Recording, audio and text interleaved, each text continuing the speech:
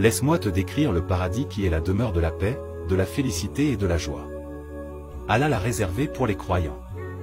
Le paradis est situé sur un lieu en hauteur, des murs l'entourent et une ou plusieurs portes la percent.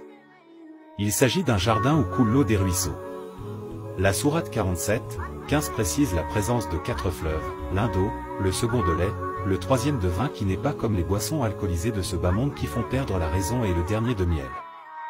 Le paradis est de couleur prédominante verte et à 8 portes et les personnes qui y entreront porteront des vêtements verts de satin et de brocart. Et ils seront parés de bracelets d'argent. Il y a au paradis différents degrés, certains sont plus élevés que d'autres. Le plus haut des degrés du paradis est celui des prophètes, et la plus haute partie du paradis s'appelle Al-Firdo. Les gens du paradis ne ressentiront ni tristesse ni chagrin, ils ne vieilliront pas et ne mourront pas. Ils demeureront éternellement au paradis et n'en sortiront jamais. Ils seront dans une félicité éternelle, sans fin. Les gens du paradis seront à l'image de leur père Adam, ils auront 60 coudées de hauteur, environ 30 mètres, sur 7 coudées de large, ils auront de très belles apparences et aucun poil sur le corps mis à part les cheveux et les sourcils, ils auront l'apparence de quelqu'un qui a l'âge de 33 ans.